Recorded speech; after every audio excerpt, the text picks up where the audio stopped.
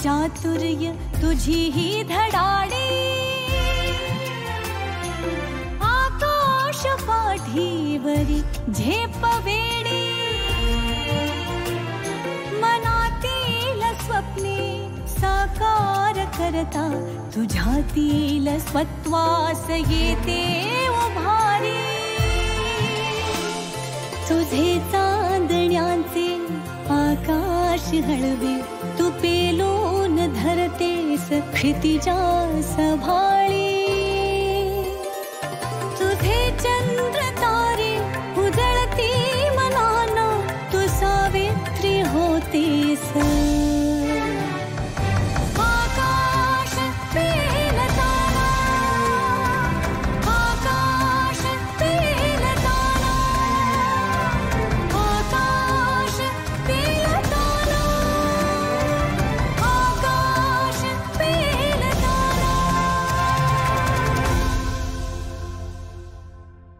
अचला जोशी भारतातल्या पहिल्या wine lady असं सन्मानाचं बिरुद मिळवलेल्या अचला जोशी 40 वर्षांपेक्षा अधिक काळ वायनरी उद्योग उभारून एका अत्यंत अनवट क्षेत्रात आपलं कर्तृत्व सिद्ध करणाऱ्या अचला जोशी.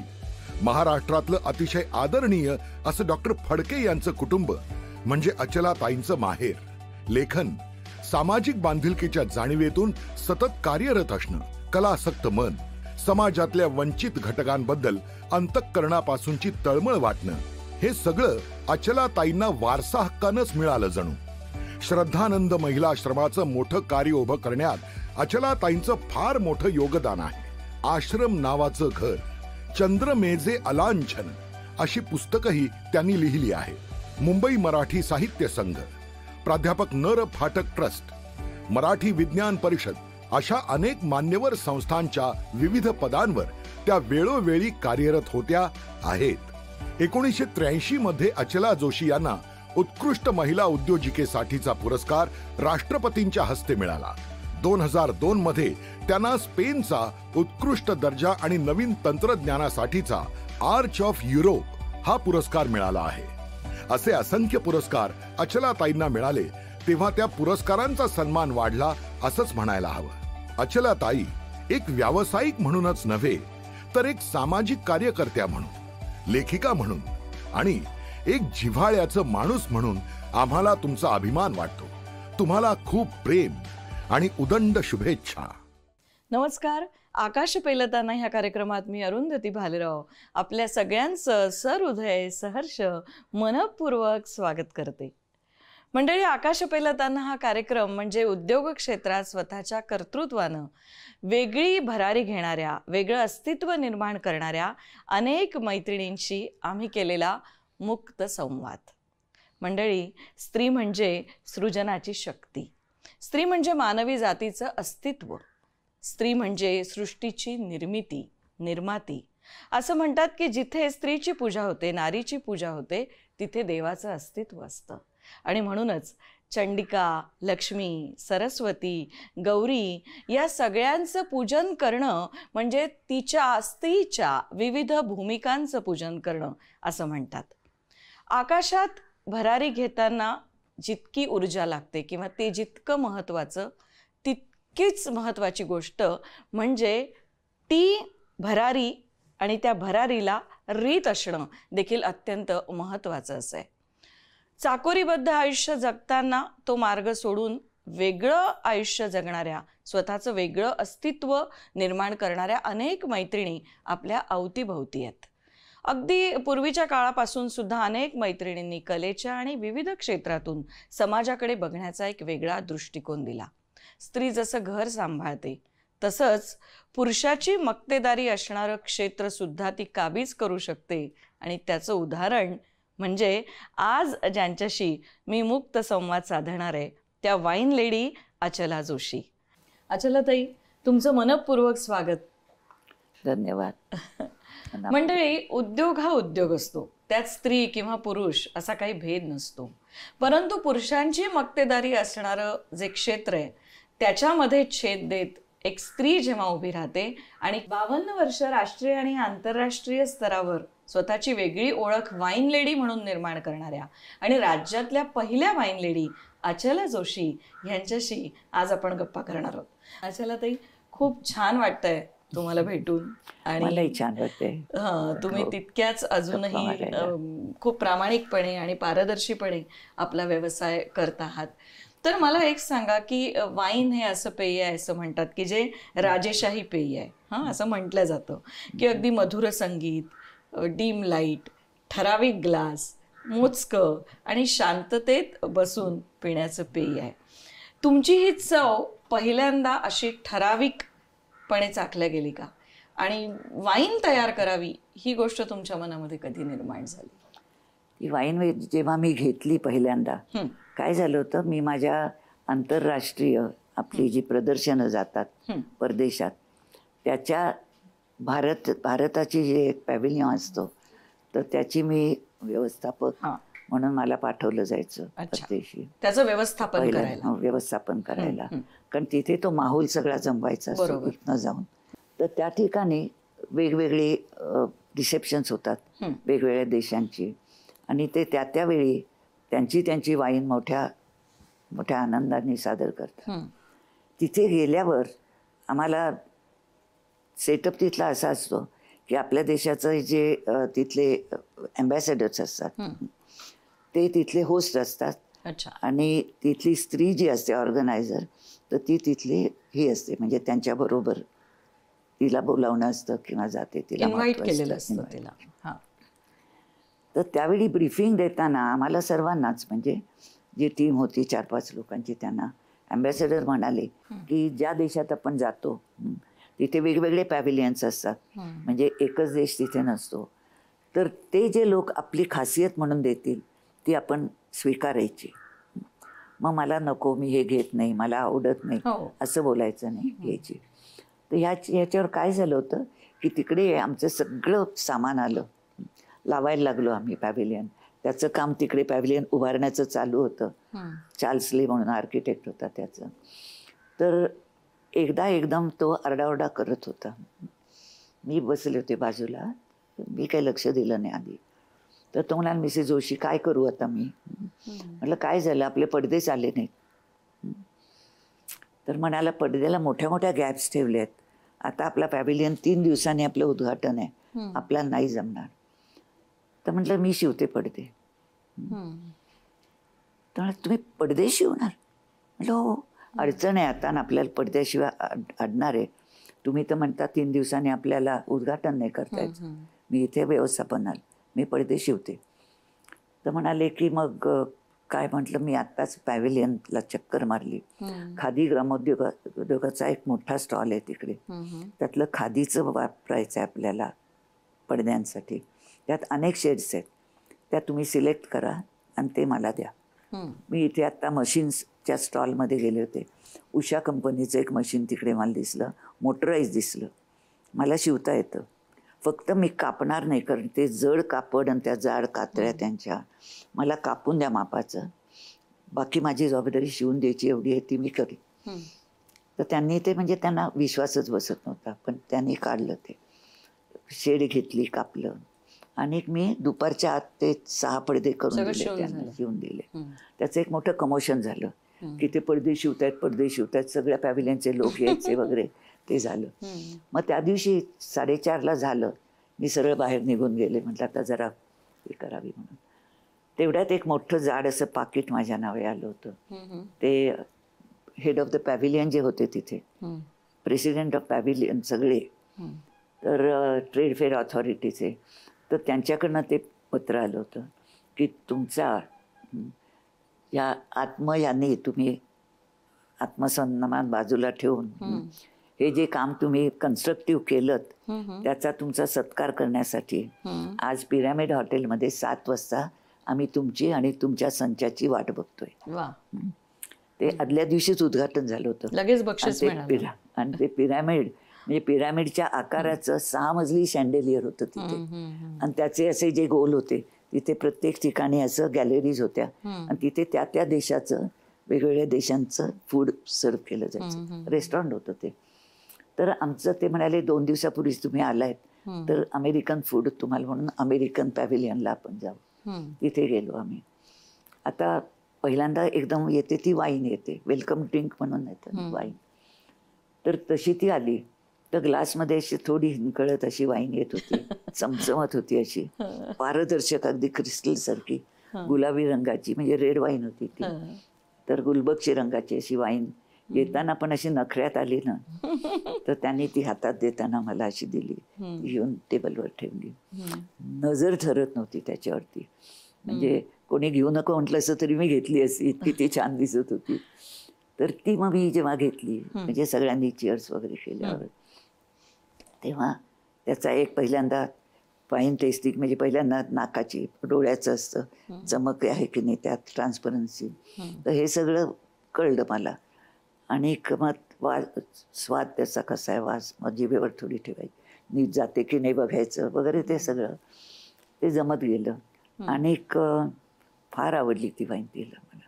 म्हणजे अशा पद्धतीने तुम्ही पहिल्यांदा वाईन टेस्ट केली आणि ती तुम्हाला आवडली. ती आवडली ती फक्त चवीमुळे नाही, तर तिचं बाह्य रूप सुद्धा तुम्हाला खूप आवडलं. तिचा तो नोकझोक सगळा, म्हणजे अगदी बरोबर, असंच आपण केलं पाहिजे काही. आणि असं आपण करावं ही कल्पना त्यावेळेला तुम्हाला म्हणून जे मगाशी तुम्ही म्हणालात ना की ती राजेशाही आहे, ती राजेशाही दिसणंच असतं तिला. म्हणजे तिथे तुम्हाला ती कल्पना पहिल्यांदा सुचली की बाबा आपण वाईन करायची पाहिजे आणि ती इतकी सुंदर दिसायला हवी.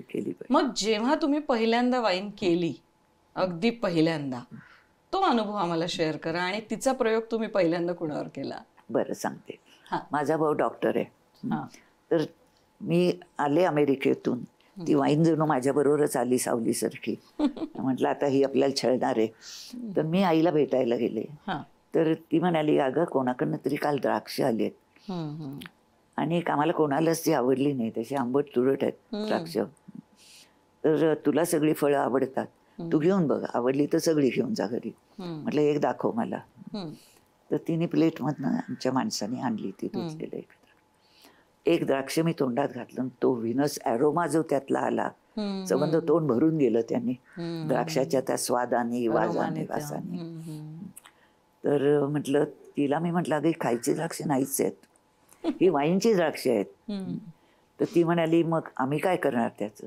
म्हटलं मी करून बघते ना वाईन, तेव्हा मग घेऊन जा. अशा ह्याच्यात ते झालं. मग मी पुस्तकं, काय झालं, मी जेव्हा ती पहिल्यांदा वाईन घेतली तेव्हा समोर शेरेटन हॉटेलमध्ये आम्ही राहायचो. तर या सगळ्या हॉटेल्समध्ये एक एक पुस्तकाचं केंद्र असतं, तिथे पुस्तक विक्रीचं वगैरे.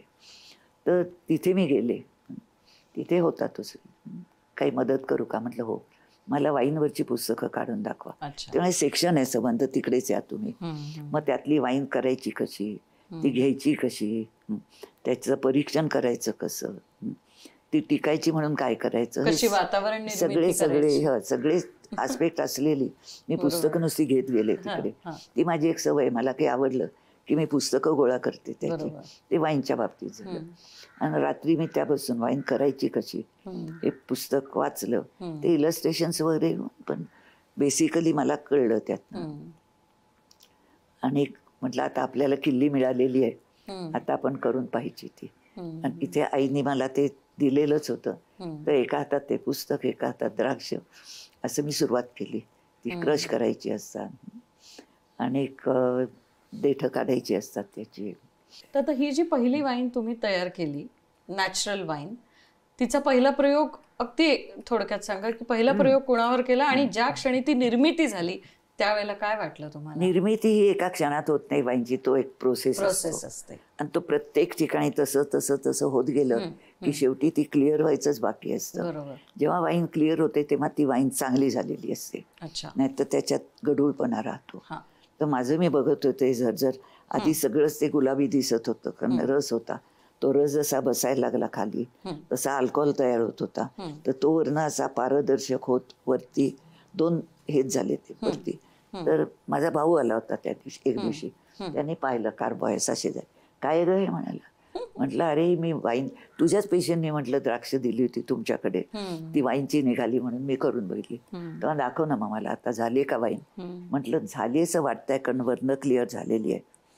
तर माझ्या नवऱ्याने 3 वाईन ग्लास आणून ठेवले आणि मग ट्यूबमधनं मी थोडीशी ती ही काढून पाहिली वाईन.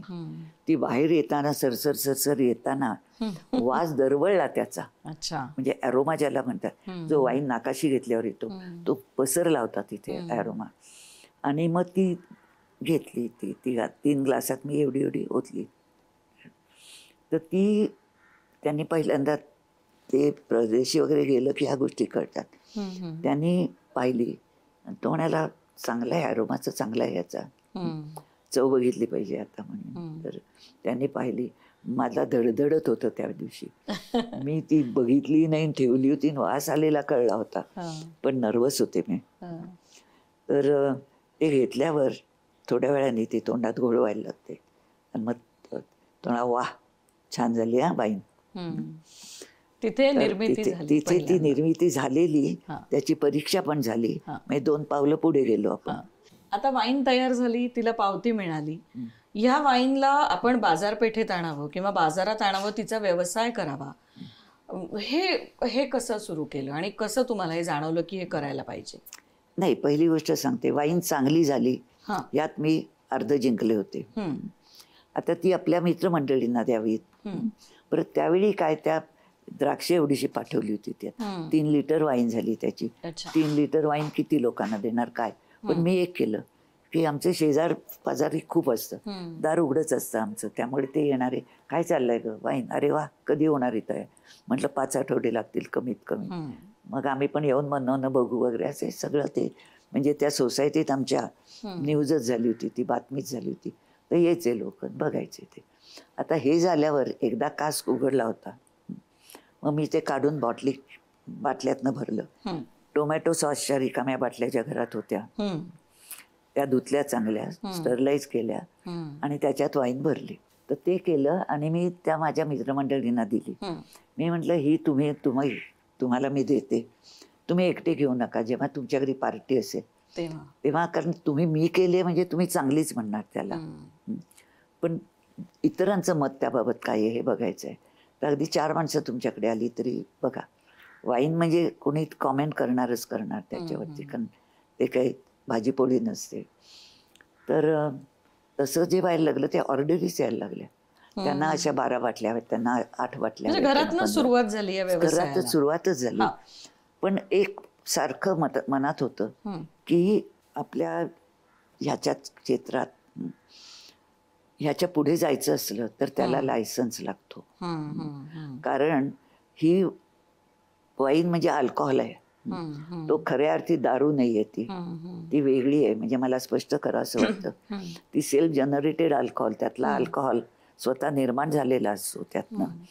आणि त्यामुळे ती अतिशय एक चांगल्या प्रतीची वाईन समजली जाते.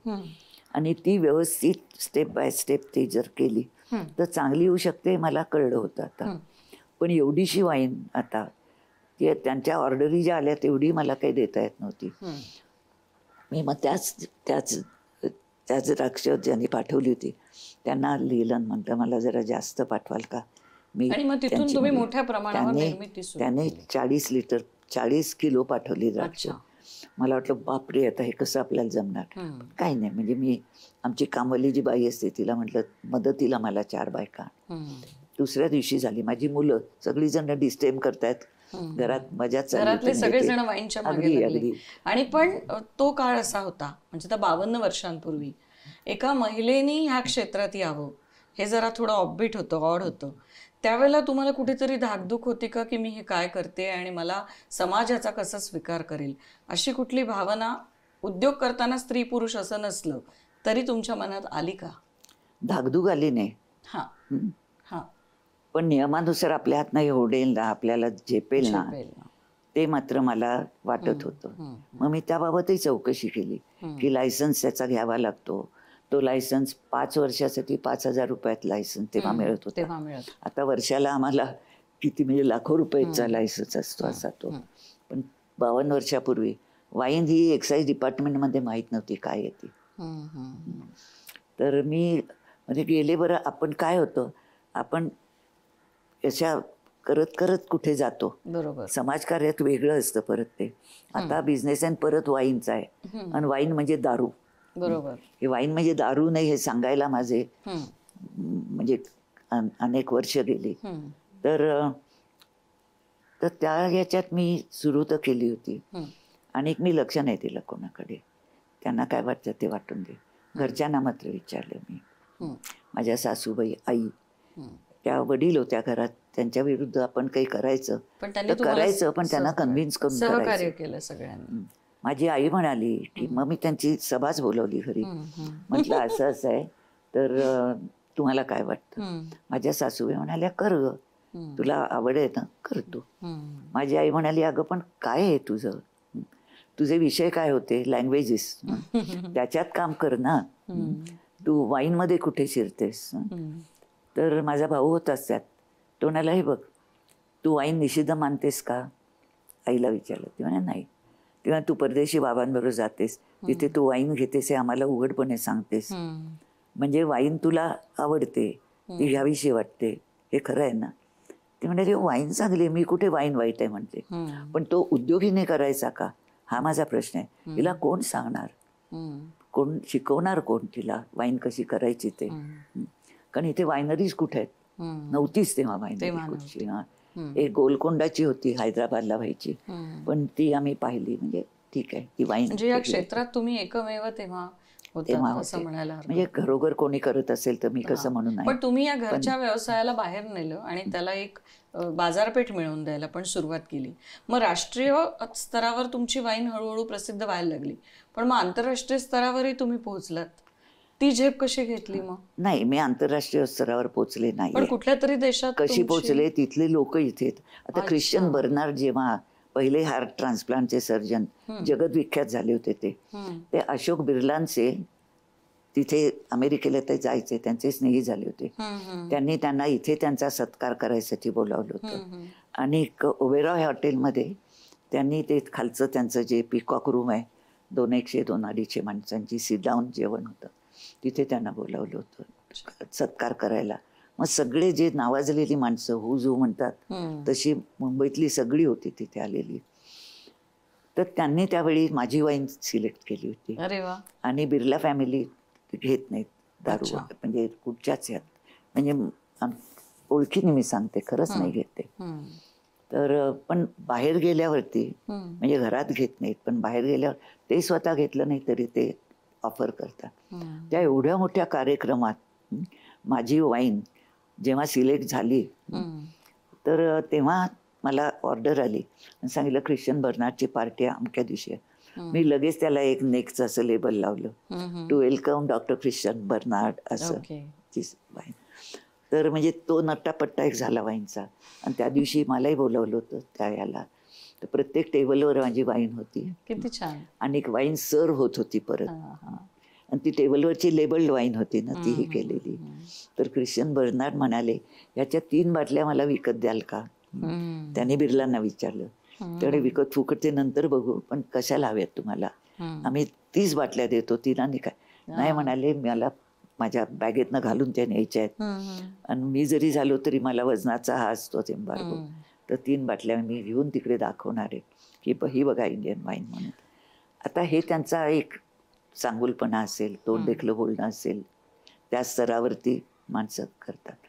पण त्याला अभूतपूर्व इथे हे मिळालं, कौतुक झालं, प्रतिसाद मिळाला. आणि अनेकांनी ती चव चाखली. वृत्तपत्रात त्याच्याबरोबर काय फूड दिलं, त्याच्याबरोबर वाईन कुठची होती, ती प्रिन्सेस वाईन, मग ती अचला जोशींना त्या प्रसिद्धी. पण मग तुमच्या वाईनला काही नाव असं तुम्ही दिलं होतं. हो दिलं होतं. काय ते. आता वाईनला काय होतं, म्हणजे मला वाईन जे एक असं नाव हवं होतं की ज्याला परकीय भाषेत सुद्धा वेगळा दुसरा अर्थ किंवा वावगा अर्थ होणार नाही, चांगलाच राहील फार.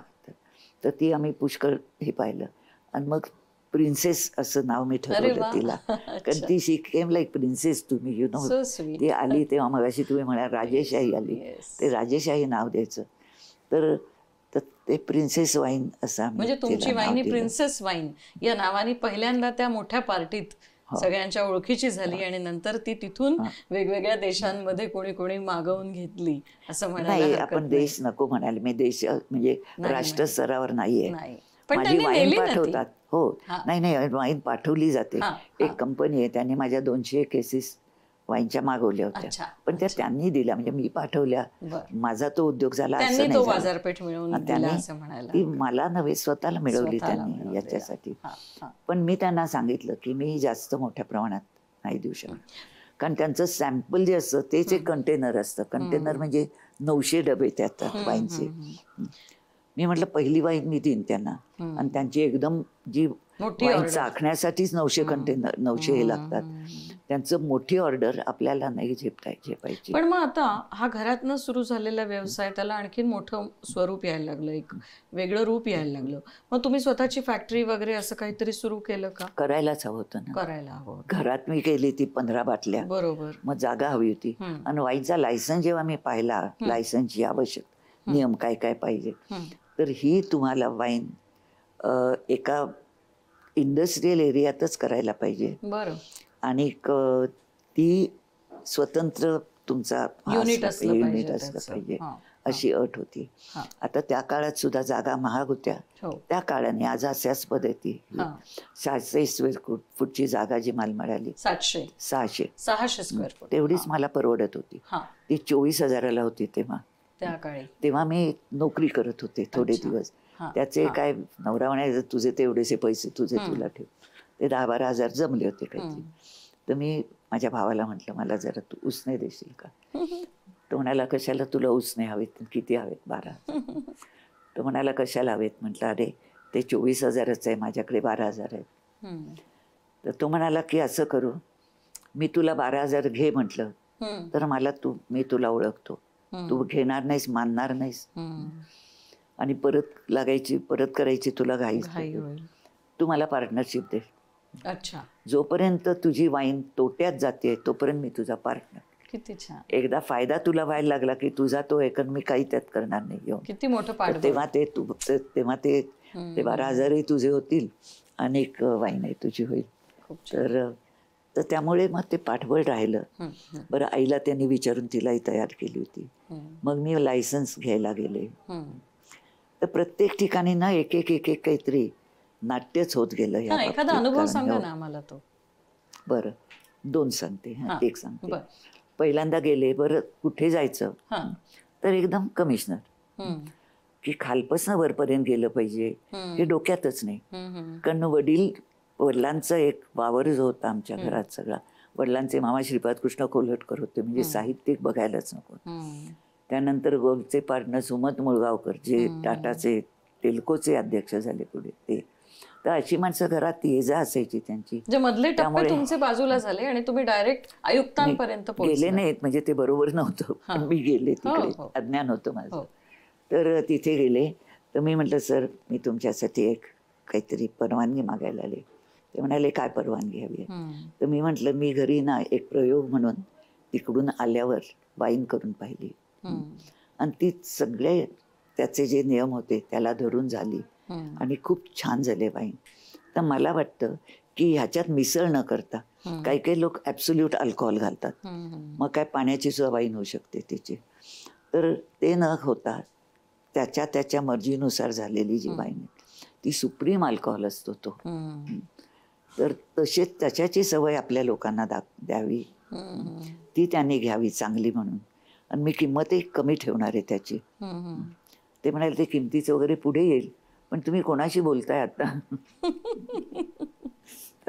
तर मी म्हटलं की आपण ह्याचे म्हणाले मी इथे कोणीही घरी बूटलेगिंग जो शब्द त्यावेळी झालेला होता, हे उद्योग करत नाहीत ना, हे करायला आमची स्क्वॉड्स फिरत असतात, आणि तुम्ही येऊन मला विचारता मी घरी करू का? मुळीच करायची नाही म्हणाले. बरं का, म्हणजे तिथेच पहिल्यांदा धक्का. हो, धक्का कसला, म्हणजे चला आता गाशा गुंडाळा असं झालं. मग तेव्हा मी म्हटलं मला वाईट वाटतंय अशी चांगली वाईन मध्ये. तर ते IAS ऑफिसर होते, आणि ते म्हणाले की कशी हो करतात तुम्ही वाईन वगैरे, त्याच्यावर थोडं बोलले. ते म्हणाले मी तुम्हाला सांगतो, मगाशी मी तुम्हाला म्हटलं वाईन कधी करू नका, अजूनही माझं तेच मत आहे, करू नका, पण मी तुम्हाला लायसन्स नाही देत आता, रिसर्च अँड डेव्हलपमेंटसाठी मी तुम्हाला प्रोजेक्ट देतो करायला. R&D project direct. हे माझ्या डोक्यातही नव्हतं अशी परवानगी मागावी आपण म्हणून.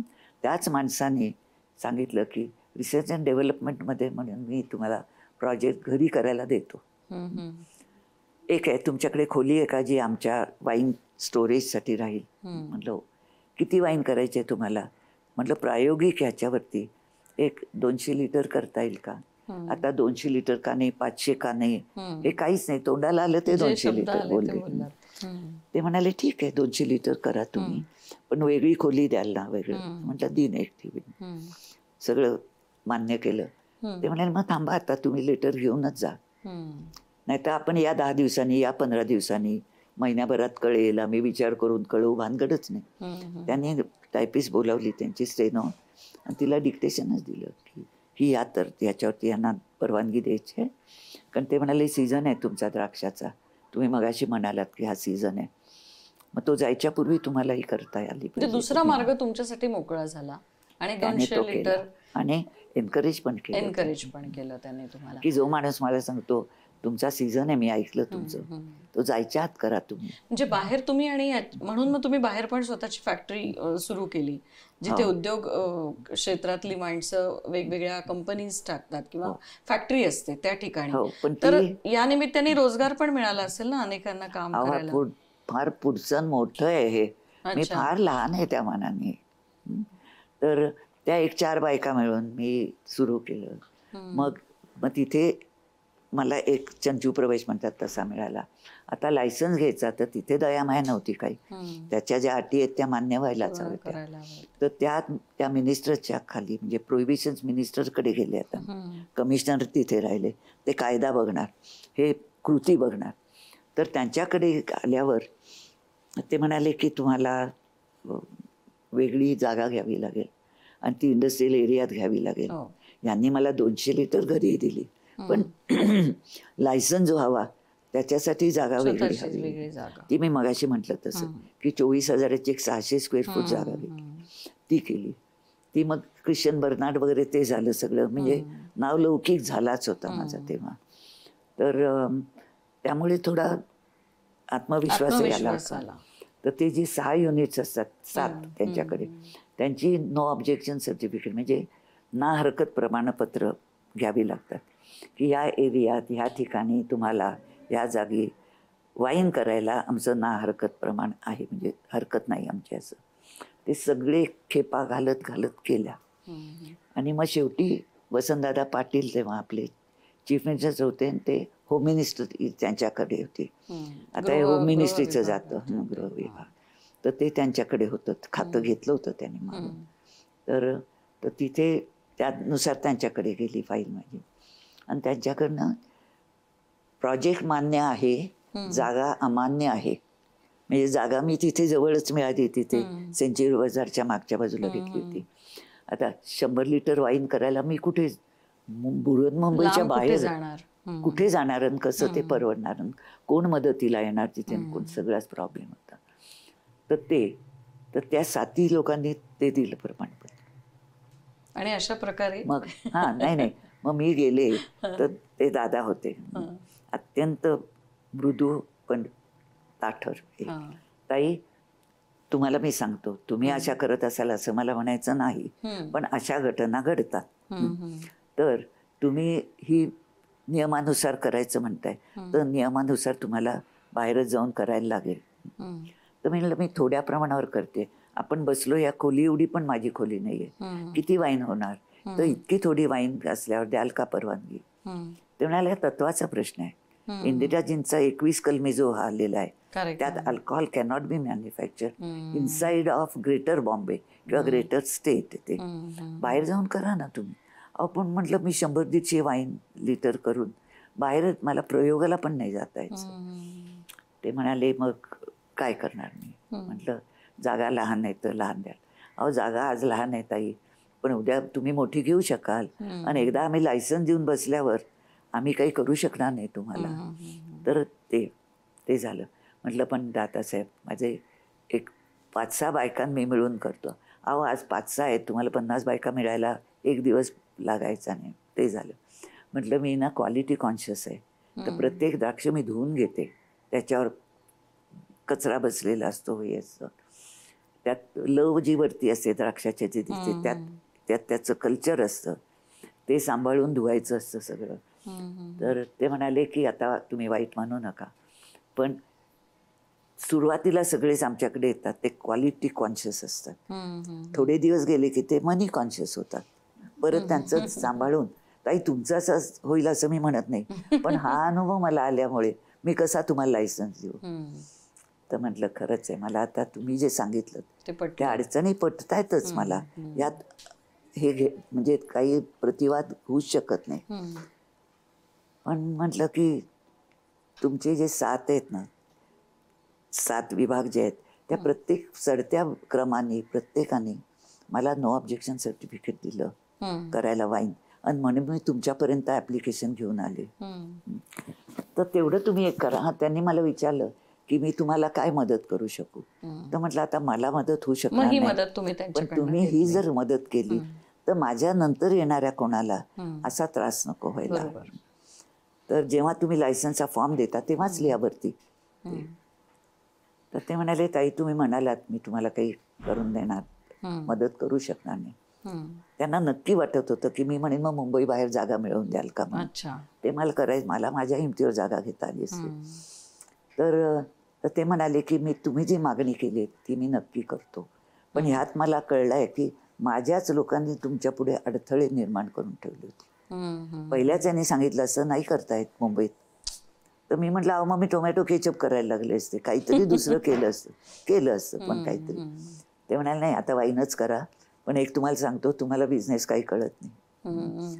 माझ्यासारख्या माणसाकडे तुम्ही येता, मिनिस्टरकडे, आणि काय म्हणता 1 वर्षासाठी करू का इथे, 1000 लिटर पर्यंत इथे केली तर चालेल का, हे काय स्केल आहे का म्हणाले. एक प्रकारे मला असं वाटतं अचलताई त्यांनी तुम्हाला गोड शब्दामध्ये व्यवस्थित पद्धतीने त्याचा एक सुकर मार्ग दाखवला, आणि त्या मार्गावर मग तुम्ही पुढे मार्ग नाही दाखवला, मार्ग दिला मला तो. ते म्हणाले मी तुम्हाला देणार आहे परवानगी, लायसन्स देणार आहे, याच जागी देणार आहे, कारण आमच्यामुळे तुम्हाला ते इथपर्यंत आला, तुमची दिशाभूल झाली आणि तुमचा काळ फार वाया गेला.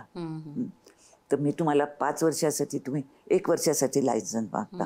आत्ता आपण बोले पर्यंत 1 वर्ष गेलेलंच, 5 वर्ष याच जागी करा, आणि 1000 लिटर कसलं 5000 लिटर करा. म्हणून मी तुम्हाला म्हणतो तुम्हाला व्यवहार कळत नाही आहे. तर 5000 लिटर 5 वर्षासाठी मी परवानगी देतो. त्या काळात जर का तुमची वाईन खरंच जास्त खपायला लागली तर मात्र तुम्हाला मुंबई बाहेरच जावं लागेल आमच्या शासनाच्या परवानगीनुसार. त्या जागेलाही परवानगी शासनाची. म्हणजे काय, मला त्यांनी परवानगीच दिली. मग धडाका वाईनचा सुरू केला. आणि मग अशा प्रकारे अचला जोशी या खरं तर महाराष्ट्रातल्या पहिल्या वाईन लेडी. पण तरी सुद्धा लायसन्सचा एक हा होता, लायसन्स मिळाला, तो प्रश्न सुटला. अचलताई, वाईनचा व्यवसाय करताना त्या काळी 52 वर्षांपूर्वी घरातल्या मोठ्या मंडळींनी तुम्हाला खूप प्रोत्साहन दिलं, हे तर खूप कौतुकाचं आहेच. तुम्ही पण ते कौतुकास्पद काम पुढे नेत गेलात, पण त्या व्यवसायाबरोबर तुम्ही च्यवनप्राश आणि क्विल्टची निर्मिती पण केली. त्याबद्दल आम्हाला थोडक्यात सांगा ना. आता क्विल्ट हा व्यवसाय जो आहे तो सतत चालूच असतो. आणि पुढे काय झालं की मला इंग्लंडहून ऑसबॉर्न अँड लिटल या कंपनीने त्यांची क्विल्ट्स करायला डिझाईन्स पाठवायला सुरुवात केली. कपडा पाठवायचे, ते डिझाईन पाठवायचे, आणि लेबर आम्ही करायचो. कारण माझ्या क्विल्टचा फिनिश त्यांनी पाहिला, त्यांचं मी ट्रेनिंग घेतलं, आणि क्विल्ट्स त्या बरहुकूम व्हायला लागल्या. तर इंग्लंडमध्ये मजुरी म्हणजे काय विलक्षणच असतं हे, आणि हँडमेड होतं सगळं, मशीन मेड गोष्ट वेगळी असते. तर त्यामुळे ते मला कामं द्यायला लागले. त्यांच्याकडनं बॅग भरून सामान यायचं, त्याच्यात कलरवे यायचा की हा रंग म्हणजे हा रंग, हा म्हणजे हे डिझाईन. तर त्याप्रमाणे मी पाठवायला लागले. म्हणजे तुम्ही क्विल्ट पण करून वेगवेगळ्या देशांमध्ये पाठवायला लागल्या की वेगवेगळ्या देशात नाही, मी इंग्लंडला स्वित्झर्लंडला पाठवायचे. तिथे कुशन्स लागायचे, अशा तिथे खूप लागायच्या. आणि मग च्यवनप्राश कसं काय निर्माण केलं? सांगते ना की माझ्याकडे येत गेले उद्योग, मी उद्योगाच्या शोधात गेले नाही कधी. संधी तुमच्याकडे धावत आली. नाही म्हणजे असं की आता ही एक मैत्रीण आली, तिने माझं शिवण पाहिलं, तिथे जाऊन ऑसबॉर्न अँड लिटलची ती पार्टनर ही होती, आर्टिस्ट होती तिथे. तिने सांगितलं एक मुंबईमध्ये बाई आहेत त्या करतात, आणि खेड्यातली मुलं त्यांनी शिकवलं आहे, तर त्यांच्याकडे बघा आपल्याला लेबर मिळू शकेल. तिने माझ्याकडनं एक कुशन कव्हर नेलं होतं जाताना. ते कुशन कव्हर असं होतं, आपल्याकडे कुशन कव्हर म्हणजे इथे पोट फाडून त्यातनं घालायची ती. माझं दिसायचंच नाही कुठे होतं ते, चारी बाजूनी यातनं वर. मला वाटतं तुम्ही जे क्विल्ट केले त्याच्या छोट्या छोट्या फ्रेम्स पण तुम्ही तयार केले आणि त्याच्यात खूप वेगवेगळं वैविध्य आणण्याचा फ्रेम्स मी नाही तयार करायची, मी त्या करून घ्यायच्या आणि वरती कॉर्डला त्याला एक घालायला असं मागणं हे करायचं. म्हणजे किती छान ना की शांततेत बसून आरामात आनंद घेण्यासाठी वाईनची निर्मिती केली, लोकांनी सुदृढ राहावं म्हणून च्यवनप्राश निर्मिती केली आणि लोकांना ऊब देण्यासाठी क्विल्टची निर्मिती केली. आता मला सांगा, हे सगळं करत असताना, व्यवसाय करताना खरं तर तुम्ही इतक्या व्यस्त होतात, पण ते करताना आपण जे समाजातनं घेतो ते समाजाला दिलं पाहिजे, हे सामाजिकतेचं भानही तुम्ही जोपासलं. आणि त्याचं उदाहरण म्हणजे दारिद्र्य रेषेखाली राहणाऱ्या ज्या मुली आहेत त्यांनी स्वतःच्या पायावर उभं राहावं म्हणून त्यांच्यासाठी तुम्ही काहीतरी वेगळं, मला वाटतं, दालन उघडं करून दिलं. त्याबद्दल अगदी आम्हाला थोडक्यात सांगा. तर मला एक खात्री आहे की शक्ती जी येते आपल्याला ती आपण कुठेतरी स्वतःला सिद्ध केलं की येते. ती या झोपडपट्टीतल्या मुली किंवा दारिद्र्य रेषेखालच्या मुली असं आपण म्हणू की ज्यांना संधीच मिळत नाही, बरं काही सुरू करावं त्यासाठी जे काय 10, 15, 20 रुपये तरी भांडवल लागतं, 4 रुमाल शिवायचे तरी, ते तेवढी पण त्यांची ऐपत नसते. तर काय करायचं त्यांनी? मी झोपडपट्टीत जाऊन पाहायची, त्या मुलींची दयनीय अवस्था असते. त्यांना नाव विचारलं असं तर सांगता येत नाही नाव त्यांना. मग वाटलं की समाजाचा अर्धा भाग जर असा असेल, कारण स्त्री आणि पुरुष अर्धी लोकसंख्या, तर केवढा भाग हा एक निकृष्ट दर्जाचा निपजतोय. त्यांना काही आवाज नाही स्वतःचा, त्यांना काही ओळख नाही स्वतःची. ही ओळख आता कशी निर्माण होईल त्यांची? नाही हे झालं स्टेटमेंट तुमचं, डायग्नोसिस झालं, उपाय काय त्याच्यावर? तर त्यांना असं काही शिकवायचं. कारण माझी एक श्रद्धा आहे, जी वरची पॉवर जी मी म्हणते, तिने प्रत्येकात काहीतरी एक शक्ती दिलेली असते. काही ना काहीतरी त्या बाईला येत असतं, काही ना काही. म्हणजे एखादी स्वयंपाक चांगला करेल, एखादी ते फक्त काढलं पाहिजे तिच्याकडनं. म्हणून एक जनजागरणच मी केलं.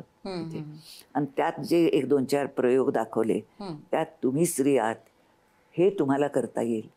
करायचंय का? स्वतः सुदृढ व्हायचंय का? स्वतः आपल्या पायावर उभं राहायचंय का? तर आमच्याकडे या, आम्ही तुम्हाला विनामूल्य, म्हणजे फुकटात असं नाही म्हणता कामा, पण तुम्हाला काही खर्च न पडता आम्ही तो खर्च तुमच्यासाठी करू. मला वाटतं या सगळ्या अनुभवावर आधारित यांचं आश्रम नावाचं घर नावाचं एक पुस्तक सुद्धा आहे. आणि ते जर वाचलं तर अधिक जास्त परिचय आम्हाला तुमच्या कार्याचा, सामाजिक कार्याचा सुद्धा मिळू शकेल. मला सांगा की नेहमी आम्ही असं ऐकतो की उद्योग व्यवसाय करताना तत्वबित्व गुंडाळून ठेवावे लागतात, पण तुम्ही ते कधीच केलं नाही. तुम्ही खूप तत्वाने जगलात. त्याच्या मागे तुमची काय धारणा? नाही, एक तर तत्व किंवा नियम, हे नियम आपल्या कल्याणासाठी असतात, ते मोडण्यासाठी नसतात. बरोबर, ही धारणाच आहे माझी. आज सुद्धा रात्री 2 वाजता मी जात असले आणि रेड सिग्नल असेल, मी थांबते. काळं कुत्र नसतं रस्त्यावर, मी एकटी गाडीत असते, पण मी थांबते. तो ग्रीन झाला की जात. इतक्या छोट्या गोष्टींपासून सुद्धा मला कुठेतरी ऋण आहे मोठ्या ज्या लोक हे चालवत असतात गाड्या, ते तर आपलं सहकार्य त्यांना झालं पाहिजे. आणि ते आपण केलं. आज आपण नळ उघडला की पाणी येतं, हे लाईट येतो, आपण करतो का? हे कोणीतरी करताय, मग त्यांना त्यांचा शेअर द्यायला नको का? ही एक उपजत जाणीव. आणि आईने मला जो समाजकार्याचा मूलमंत्र दिला, ती म्हणाली की समाजकार्य तुझे बाबा पण करतात, अजित त्याच्या परीने करतो, मी करते, पण तुला जर का यात करायचं असेल तर तुला ते करण्यात आनंद वाटतो म्हणून कर. ज्यांच्यासाठी तू करतेस त्यांना आनंद होईल, हे तो दुसराच भाग आहे, तो त्यांच्याकडे जातो. पण त्यांना झालेला आनंद, तुला बघणं जो आनंद आहे ते रिवॉर्डच आहे आपल्याला. मग आणि काय तुम्हाला थँक्स कोणाकडनं पाहिजेत कशासाठी? काही नको, काम करा आणि पुढे वा. हे तुमचं वाक्य तिचं मी म्हणजे अगदी लाल अक्षरात भिंतीवर लिहावं ना, कायम करू, तसं माझ्या मनावर कोरलं गेलेलं आहे. आणि त्यामुळे मग सगळ्या गोष्टी सरळ. म्हणजे अचलाताईंचं व्यक्तिमत्व हे अत्यंत पारदर्शी, तत्वनिष्ठ, निर्भीड आणि जिद्दी आणि त्याचबरोबर एक कलात्मक दृष्टी असलेलं आहे. त्यांच्याबरोबर आज गप्पा मारताना खरंच खूप मजा आली. या गप्पा संपू नये असं वाटतंय, पण तुम्ही ही मुलाखत नक्की ऐकत असाल याची आम्हाला खात्री आहे आणि ही मुलाखत नक्की तुम्हाला प्रेरणा देईल ही पण खात्री आहे. असं म्हणतात की चहूकडे प्रकाश देऊन जगासती उद्धारी, ह्या आशा विश्वशक्तीचे नाव आहे नारी. ती विठूची रखुमाई, ती आषाढाची वारी, ह्या आशा विश्वशक्तीचे नाव आहे नारी. घडवत गेली पिढ्या अन स्वतः झिजती दारी, ह्या आशा विश्वशक्तीचे नाव आहे नारी. जिच्या उदरातून जन्म घेते दुनिया सारी, ह्या आशा विश्वशक्तीचे नाव आहे नारी. एक स्त्री वेगवेगळ्या क्षेत्रात स्वतःला सिद्ध करण्यासाठी स्वतःची तत्वांची तडजोड न करता किती काय काय करू शकते हे आज आपल्याला अचलाताईंशी बोलताना जाणवलं. अचलाताई, खूप छान वाटलं तुम्हाला भेटून. तुमचे मनपूर्वक आभार, धन्यवाद. खरं तर थांबायची वेळ आली आहे, पण अर्थातच आत्ता जी वेळ आहे ती आहे एक कानमंत्र ऐकायची आणि त्यासाठी आपल्याला मार्गदर्शन करतायत DP म्हैसकर फाउंडेशनच्या विश्वस्त सुधाताई म्हैसकर. नमस्कार.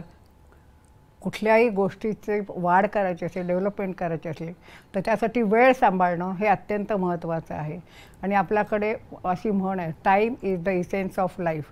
तुम्ही जर वेळ सांभाळलीत तर लोक तुम्हाला जास्ती महत्त्व, दिलेल्या वेळेच्या 5 मिनटं आधी तुम्ही तिथे हजर असलात तर लोकांना वेळेचं महत्त्व कळेल आणि वेळेचं महत्त्व कळलं की तुमचा व्यवसाय अजून व्यवस्थित रीतीने पुढे जाऊ शकतो. वेळ ही सगळ्यात महत्त्वाची आहे, ती चुकवू नका. तुझे चांदण्याचे आकाश हळवे, तू पेलून धरतेस क्षितिजा सभाळी.